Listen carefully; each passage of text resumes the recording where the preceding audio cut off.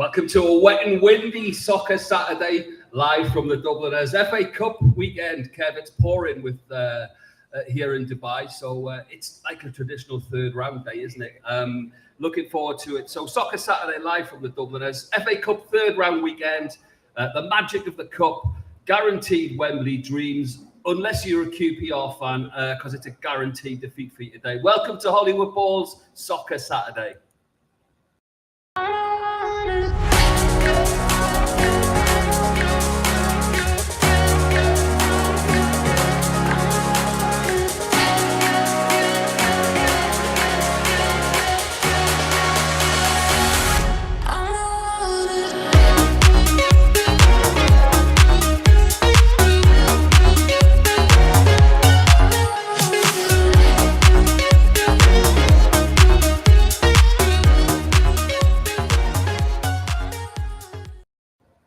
Okay, today's episode is powered by Board 8 Football Club, the first football community DAO, built to support grassroots football. Great stuff. Super Kevin Campbell is in the house, former Arsenal, Everton ledge. We're going to be touching on the FA Cup with him, but there will be no mention of the famous Wrexham Arsenal Cup tie today. Not in this house, not on my watch. Looking forward to it. Please, no. Before we do that, though,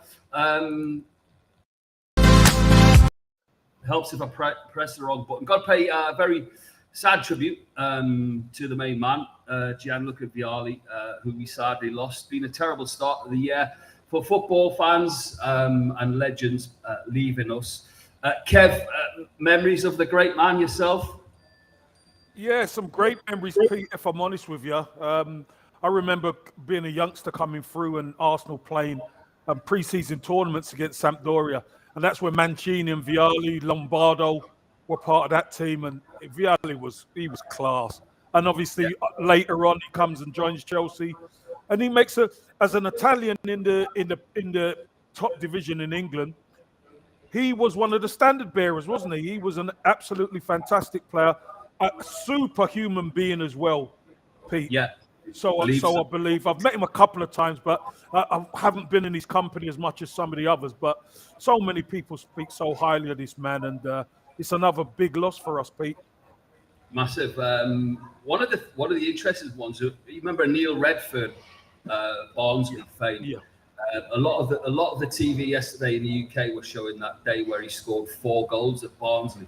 And Neil Redfern recalled and said, you know, I remember that. Of course, I remember him scoring 4 goals. But he said, what I do remember was the fact that he consoled each and every player after that defeat, which sort of typifies the man he is, really.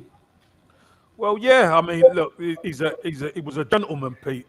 You know, he didn't console him after scoring 1, 2, 3, but he consoled him at the end after he dumped him out, which is good.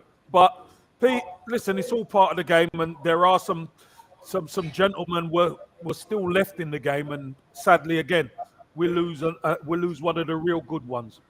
Absolutely, Kev. I wish you could see it in here because there's a couple of boys. Are you Arsenal fans, lad? Everton fans. They're having selfies with you on in the background. Really? We'll come to you, boys. We'll definitely come to you. We have to cover that one. We have to cover that. Yeah. We'll definitely talk about Everton. And brilliant stuff. Great time. Love a live show. Kev, listen, that QPR mention was brought to you by JMO, who's with us from Board 8 Football Club. Great to have him along as well. He was telling me all week, don't mention the FA Cup to the QPR fans. They've got the worst third round record going. Was it 20 odd years or something, is it? Yeah, 50 third round defeats. 50 third round defeats. How's your luck, Kev? Hey, it's a bullseye, son. It's a bullseye. It's all right. So what you're trying to say is put a little bet on the opposition.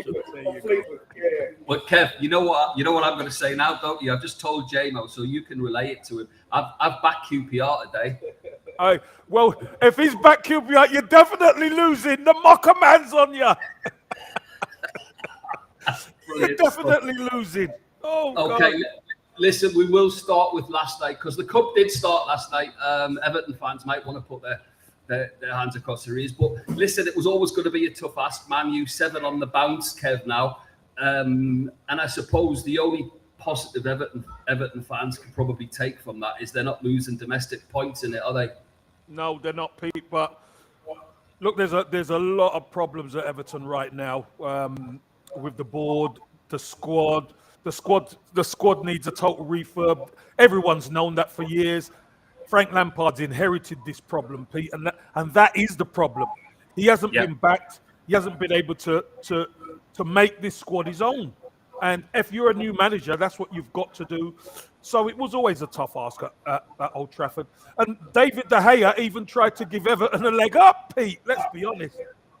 Roy Keane said he looked like he'd had a couple. Well, he looked a bit like Elvis Presley, didn't he, when the ball went through his legs? I mean, it was like shaky knees and all that. But Shaking Stevens, Elvis Presley, whichever one you want to call it.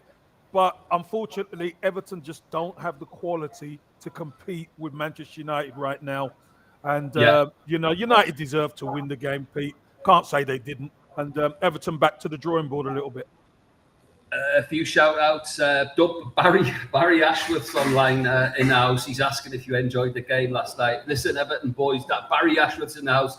Liverpool fan, of course, so we'll take his ribbon. Although he can't be shouting too loud. Kev, can he?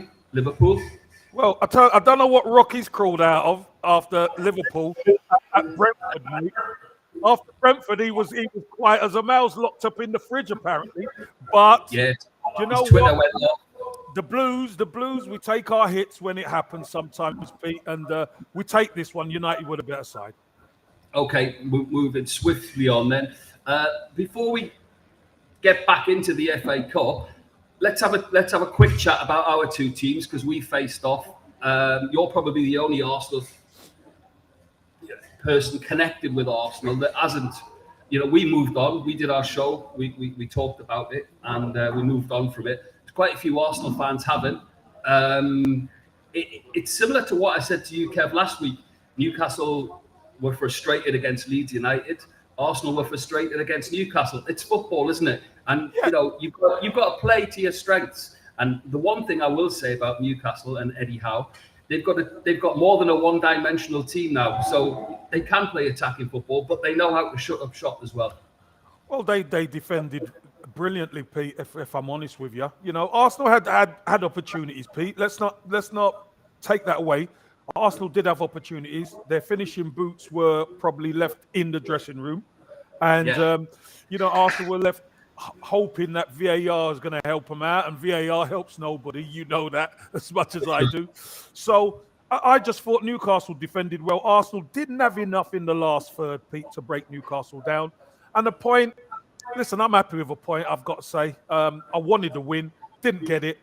But against that Newcastle team, Newcastle can beat you at your gaff. And Arsenal were the stronger team, but just couldn't get over the line. Point each way. You take it back up to the tune. We keep our point in London and we move on. Because I tell you what, there ain't a lot of teams who are going to like to play Newcastle. That's for sure. I was just saying, we were on the Newcastle podcast in midweek with Howard Linsky, the Northeast journalist, and he said, same age bracket as me, Kev, we're still scratching our heads to say that we've got a Newcastle team who know how to defend. Never in my lifetime. 9 hours that is now, 7 clean sheets, and 16 games unbeaten for Sven Botman whenever he starts. So it's a good sign. Yeah, it's a good sign. I think what you've got to do is you've got to give Eddie Howe a lot of credit, Pete. He's got the players playing, he's got them scrapping, and when the opposition are on top, he's got everybody working to assist him. The way you doubled Martinelli and Saka, kept them real quiet, left it to other players if they were going to hurt you, and Arsenal couldn't hurt you. So I think the system you've got works for the players, and credit to Eddie Howe and his staff. Doug Pistols must be partying early today. Barry just texted in with this one. There you go, Kev. Nunes hat-trick today. The party started early wherever the Doug Pistols are. They're just about to launch their world tour, by the way. I think he's off to Thailand in the coming few days. Barry, are you stopping in Dubai?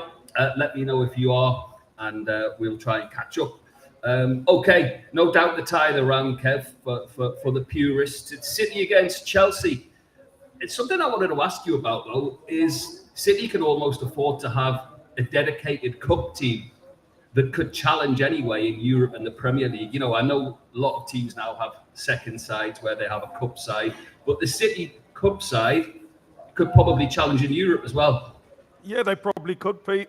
And you know what? They'll have the strongest bench you've ever seen as well, Pete. I mean, the quality and the strength in depth that City have got is superb. And yeah, there will be players who need games.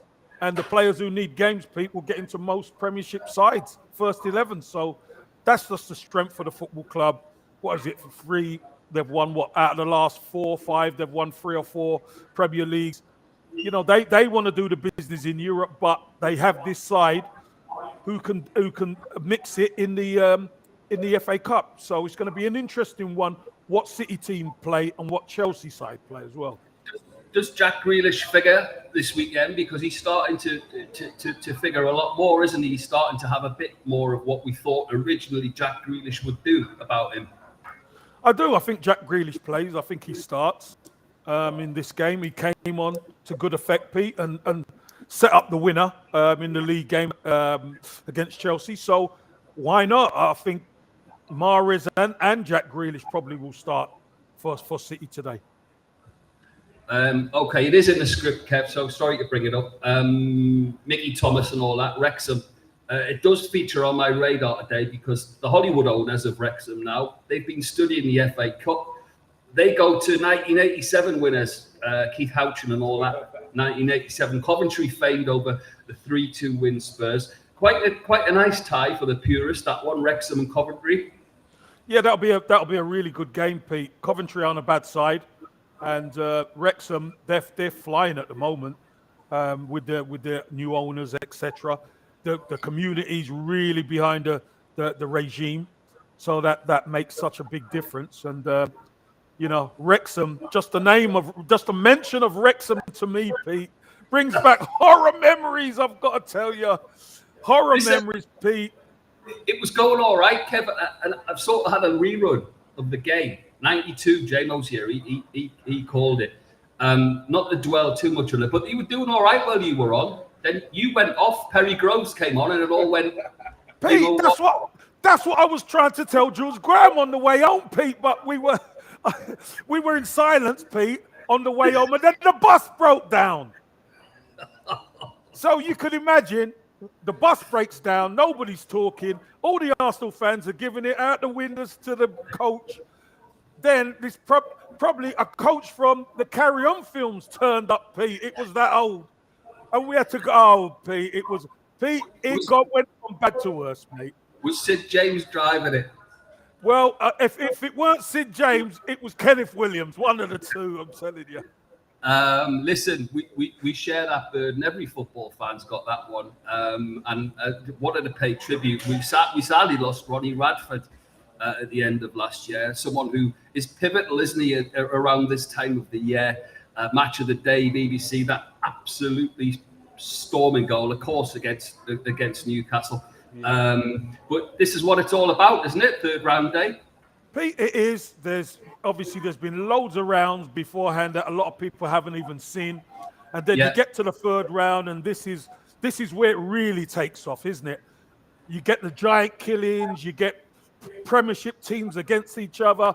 Pete, I think this FA Cup's going to be a fantastic tournament this year, and I'm desperate to find out, Pete, to see who is the new giant killers, because Bournemouth Wood are still about. Got a good. I'm hoping Shrewsbury today.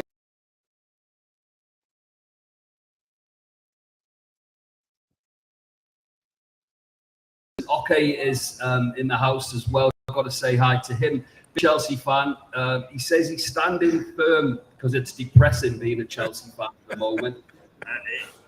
It is, and just to round off that Man City Chelsea thing, I mean, through no fault of his own, although he is the gaffer, he's under a bit of pressure there, and it doesn't help if Todd Bowley's added to the fact if they don't finish in the top 4, he's out.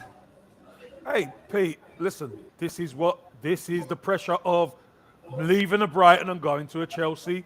Yeah, you do have bigger players, you do have more talent at your disposal, but the pressure there is ruthless. And, Todd Bowley, he's going to be calling the shots, isn't he? He's coming in with 2 6-shooters on his hips, isn't he? He's not messing around, that guy. He's splashing cash wherever he can. He's trying to turn it around. But after Abramovich, Chelsea are suffering a little bit. Kev, one of your media colleagues or ex-players, I forget who it was on the box this week, and he said, given that who Chelsea have signed and who they're looking at, he doesn't think that your man Potter's got any say in it. He's having to play with what he's been given, apparently. Well, that wouldn't be a surprise, Pete, and that wouldn't be the first time we've heard of this, where the owner is making all the signings of what he thinks is right. Hey, listen, at the end of the day, Graham Potter's he's signed. He got signed by him, so they must have some agreement, Pete, because if you're a manager of any note, you want players that you want, not who the chairman or the owner thinks is right. So, be interesting. As a former player, and you're always fair, Kev, but he can't be getting involved at that. He can't be playing the being Ted Lasso, can he, Todd Bowley? Well, you want to bet this? We're talking American owners here, and as far as they're concerned, Pete, if they're putting their hand in their pocket, it's their say. You, as the coach, you just coach them. That's the bottom line. It may not work with what we think, Pete, but if he's putting his money in his hand in his pocket and pulling out the bread, then Graham Potter's going to have to work with that. Does he win with his North versus South end of season game for you? No chance. No chance. Absolutely no chance. We should do a show on that. We do a lineup. North versus South. Where would you figure? Pete, listen. You for Everton or Arsenal? Pete, let me just tell you this. I'm a Southerner, right? So don't. But I've got my Northern visa. So listen, I could sit right in the middle. But Pete, let's not waste our time on North v South. It ain't happening. It's not happening. I'll tell you what is happening today, though. 21 helicopters. Cardiff against Leeds. All the best. Well, there's a history between these two, isn't there? There's a big history between these 21 years. 21 years. Get your car parked up way away from the ground and start your journey to the ground last night. I'm telling you, it's gonna be hot down here in Cardiff. I saw the rerun of that. There was highlights on it yesterday. Andy D'Urso was the referee. He looked sick as a chip halfway through. He wanted it over. And Andy Gray was on, old Everton legend. Andy Gray was co-commentator, and he literally said, "Couldn't hear yourself think," for the Cardiff and Leeds fans. So more of that this weekend. Oh yeah. Again, no love lost between these two, Pete. And as far as I'm concerned, it's going to be a really, really good game because no matter what happens, Leeds go for it. Leeds do go for it, and they've got quality in their team, and they've got speed, and they've got tenacity. So Cardiff are going to have to match that. I was quite impressed with Leeds at Newcastle. They did the same. They went for it. Played well at the back as well.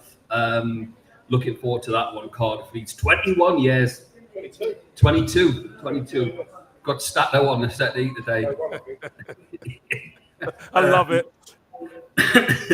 Listen, good old traditional tie at Hillsborough. Chef Wed against Toon. I think I WhatsApped you yesterday, didn't I? The owner of the pub said, all Geordie's welcome. All the best with that as well. Hey, I hope you don't run out of booze because the Geordies will drink you dry. Listen, Pete, I just think it's a great shout from a local publican to welcome the Newcastle fans in. It's a great shout. Obviously, there's plenty of disruption with trains and all that kind of thing. So at least I've got a nice boozer to go to before the game. A good game as well, because Chef Weather played very well themselves. Yeah, big Darren Moore, manager there, doing really well with the team. And it's going to be a tough game, Pete. Again, will Eddie Howe switch the team up, or will he go with what he's gone with most of the time? So it's going to be interesting who plays. You played with Big Darren West Brom, was it? Yeah, big Daz, yeah. Played with Darren at West Brom. Great guy, Pete. Great guy. Don't get on the wrong side of him. No, I can imagine that. Okay, moving swiftly on. Just hoping that owner's pub has got a tight as defence as Eddie Howe if it all kicks off. Liverpool Wolves. Is this the best chance for Liverpool, the domestically title-wise? That looks like it's over. Liverpool, their fans have got to set their sights on a cup. Do you think this one? Yeah, well, the FA Cup is always a good one to win, and they're probably the way Liverpool are. They'll be looking at the Champions League as well. Although they got Real Madrid in the next round, it's going to be interesting. But the Cup seemed to be the best opportunity for silverware for Liverpool. But do you know what, Pete? Wolves have got a great record against Liverpool in the Cups, okay. And I would love it if Wolves knocked them out. Just for you, Baz. I would love it if Wolves turned you over. Own goal today, Kev. Own goal, definitely an OG. Can we see the new signing? Do you think? Does Gakpo figure it all today, or is it a bit early? I think he'll be on the bench, Pete. Gakpo will be on the bench, probably. I think he's a really good signing, though, Pete. I'll tell you that much. Really good signing. Big time. But just like anybody, a lot of the Liverpool fans, and I'm sure Baz will comment, it's that midfield that Liverpool need to get right. It hasn't been right for a little while. And it seems like they've lost a bit of that pressing power that they had in that midfield. And, I think they want to go into the market and get a couple of midfielders to just shore things up and make them a stronger unit. So it's going to be interesting, although Wolves are playing well at the minute. Another game to keep an eye on, and one of the best games of the weekend due to current form and style of the teams is Borough Brighton. Now we might not have said that a few months back, Kev, but Carrick's going really, really well with the Borough, and Brighton, they seem to just get better every season, don't they?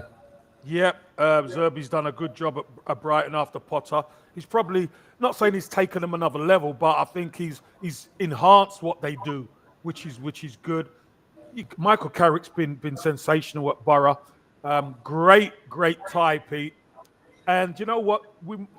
There could be a possible giant killing at Middlesbrough today. Yeah, and funnily enough, our friend from Hollywood Balls, and he was going to try and be on this weekend, but he's going to the Borough game, which is probably one of the reasons that he caught Adrian Bevick. And he said, chatting to him this week, and he said Michael Carrick has made an immense difference at the Borough, results-wise, of course, but also the fans are enjoying this new style. He's playing football the way the Borough fans want to see it. Yeah, it makes a big difference, Pete, especially when it's good on the eye. Fans love all that. Fans love to play good football. So as long as he sticks to his guns, this should be a really, really good game. High-quality football match, and it'll be a great opportunity for a giant killing. Although, if Brighton take the lead, it could be a long afternoon. Speaking of fans who want to see good football, but possibly aren't, Spurs play Portsmouth today. And I was looking at that fixture, Kev. I remember a fixture not so long ago with Gaza. You remember that quarter-final Spurs-Portsmouth where he ran the show? Darren Anderton was playing in that one as well. But a good chance for Spurs. You've got to fancy them against a Pompey side who are League One now. Yeah, I fancy Spurs. I say it through gritted teeth, Pete. But Spurs at home against Portsmouth. Spurs don't really mess up against lower level teams, and at home they're very strong. So, I hope Portsmouth give a good account of themselves, but I can't see anything other than a Spurs victory. You talk about Pompey. Got a lot of Pompey fans as well, friends, and look at where they are now, Kev. I mean, not so long ago they were out here in Dubai, Harry Redknapp was manager. Carnu was in the squad. Sol Campbell was there. Andy Cole was playing. Cranchill. What a team they had! And for such a big club, by the way, massive club. It's not right there down there as well. Yeah, it's the fate of football, isn't it? Where you got owners who put the money in, and Harry Redknapp could attract these players, top players, and they're doing well. They're winning cups. Pete, they won a cup, and all of a sudden, the money goes out, the owner leaves, and then it's the bare bones kind of thing. So it's pretty sad that Portsmouth are in this position. But again, if you look down the leagues, Pete, there's Sheffield Wednesday in League One, who have been a top team for years. So it can happen. We've seen Leeds do that journey, and we've seen them reverse back up the league. So it's not easy, never easy. Charlton Athletic, another one. Massive London club. Ipswich, look, again, crazy. Listen, we mentioned Sunderland. I wanted to come back to Sunderland for you. Obviously, they're at Shrewsbury today, but things are going well ahead of schedule for them. They lost their lone player, who's gone back. He was scoring a few goals. Man United have kept their lone player on again, who Sunderland are. The fans are loving. But chatting to Sunderland fans last week, Kev, they're ahead of schedule. I mean, they're bouncing. They're up among the playoffs. Which them, if they'd stayed up this year, if they were going to be hand on heart honest, if they'd stayed up, that would have been a success. But they're challenging up there. Pete, listen, that championship is a crazy league, and fair play to Sunderland. The home fans and the home ground are making life a lot very difficult for the opposition. They're picking up points, and in that division, if you can lose to anybody, but the key is you bounce back and you start picking points up. That's what they're doing, and they're having a really good season. I just hope that they don't fall away, Pete, because one thing you do know, it's a long old season. 46 games in that championship, and there's always tends to be one or two who tend to put the flip flops on, the Dubai flip flops on early doors, Pete. And they start falling like a stone. So I hope that's not new. I hope that's not Sunderland.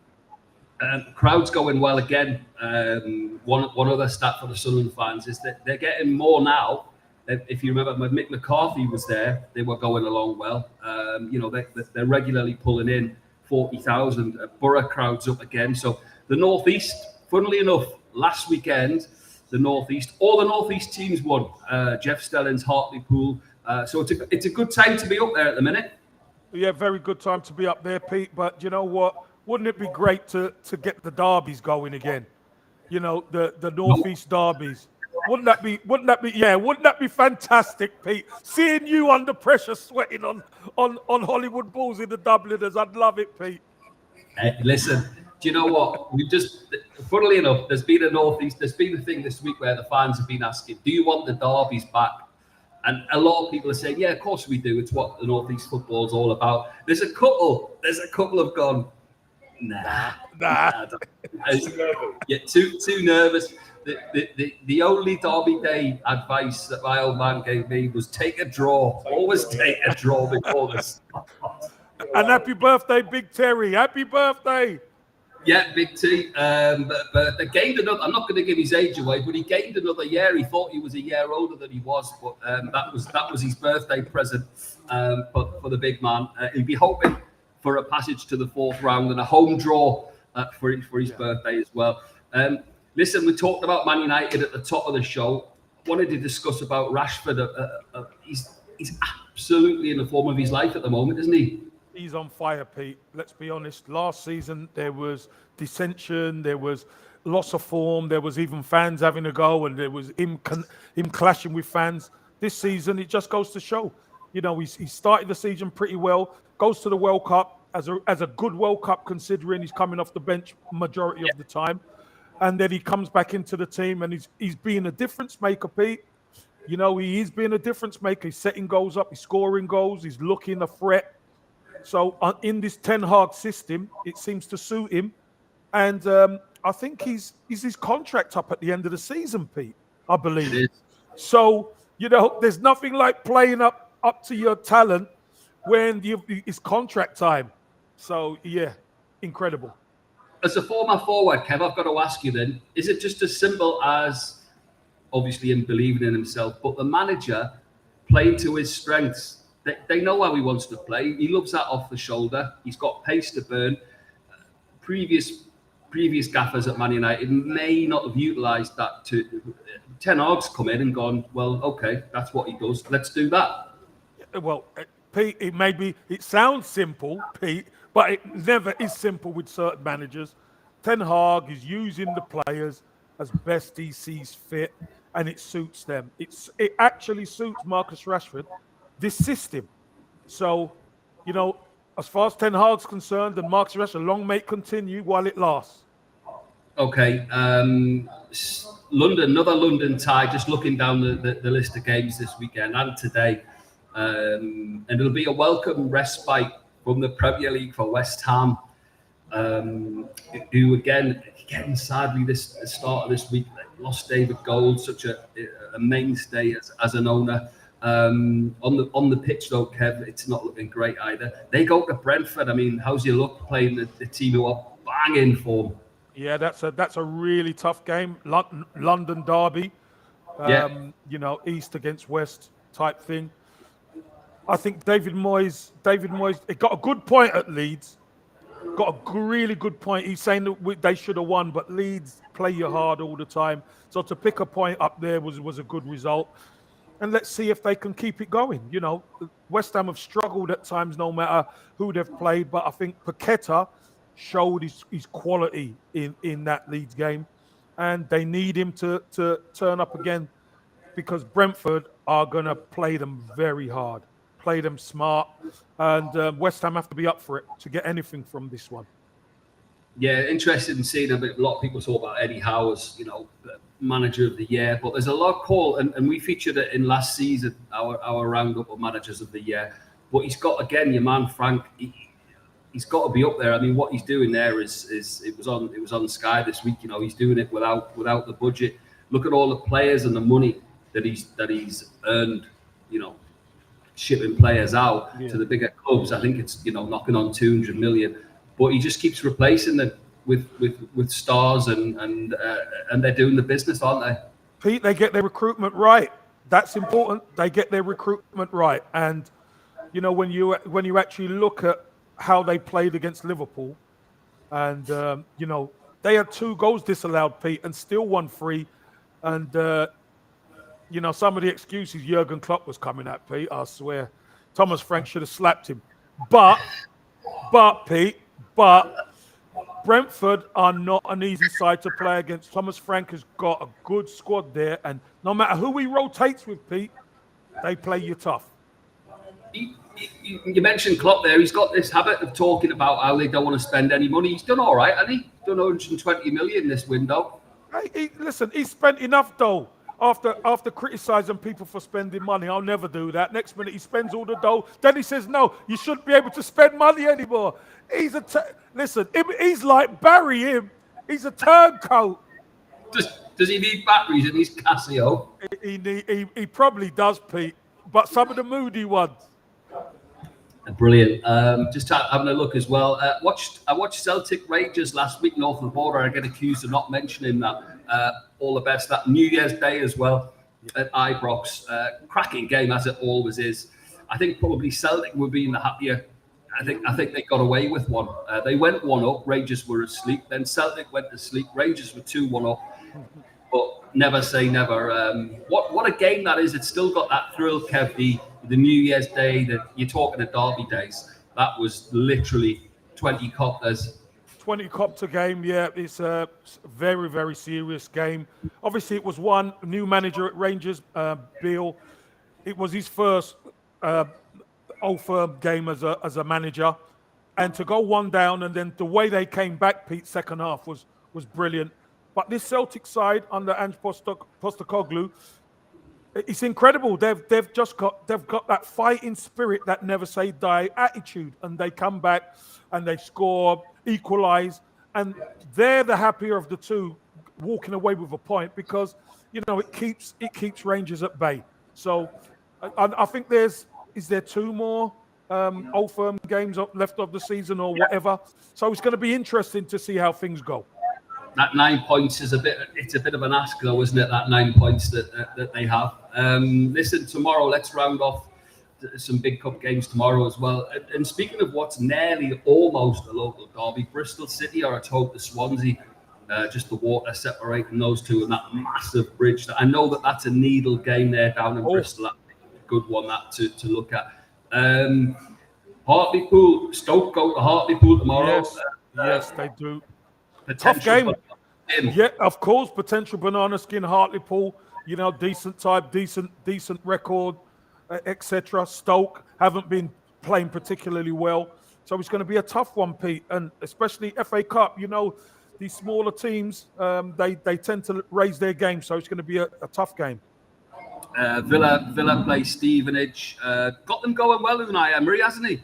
He has. And you know what? After Wolves were winning, you could see the cohesion that Aston Villa had. They were unlucky not to win it. You know, Bailey, when he went around the goalkeeper and put his right foot effort wide, you know, I think he's still there, Pete. The way he just collapsed, he was still there. It was tough for him to take, but it was his wrong foot, wasn't it? So we could give him a little bit of leeway. I bet he was glad he was the. Have you seen that on the TV now for the Premier League? They're interviewing a few players as they're warming up. Bet you would have loved that. Pull him off over the warm-up. Come here and tell us about the side today, like he's going to give anything away. But what I was saying, I bet he was glad he was doing it before and not after that miss. Yeah, do it before and not after. Yeah, that would have. Hey, when they called him, if they would have called him after, he wouldn't have gone, Pete. So let's be honest. Brilliant stuff. Listen, then all we'll do is, because we've got we're fast approaching our first game live as well. Looking forward to that one. But I'm going to give you a couple of predictions. I'm going to stick QPR in there because the QPR boys are in. So QPR, away. Fleetwood, QPR, Kev. What you got? Fleetwood 2, QPR 1. Just gone quiet in here. I've gone the other way around. I bet you have, Pete. You're the mocker man. If they lose, Pete, I tell you what. If they lose, Jen will be texting me. Okay, then of course we can't ignore the big one with the tie of the weekend, arguably. Hillsborough, no, not Hillsborough. Man City, Chelsea, Kev. I thought you were going to talk about. You haven't even talked about Oxford v Arsenal on Monday. Pete, useless. Anyway, City, Chelsea. I think Chelsea are going to get turned over again, mate. I'm going to go 2-0 City. 2-0 City. Okay, yeah, I've got one bet. 3-1 for City. Let's talk about Oxford then, Kev, before we go quickly. No, it's all right. Famous cup team, aren't they? Yeah, they are a famous cup team, and Arsenal, I think, are going to spin the dice and change the squad a little bit. And every time Arsenal have done that in the last 2 years, Pete, Arsenal have gone out in the third round. So let's see. Super Kev, say bye to the Everton boys. They're on their way out. See you later, lads. All the best. Take care, guys. Hold on. Come round. I knew this was going to happen. Well, it is live, Pete. Come on. Of course it is. Is this Sky Sports or? So it's better than Sky Sports. It's Hollywood Balls, mate. Come on, in you come. It's Hollywood Balls, lads. Come on. You are this guy's hero. All the best. You. Keep supporting the Blues. Super Kevin Campbell. All the best, boys. Take care. Have a good one. Cheers, mate. Cheers. God bless. Kathmandu.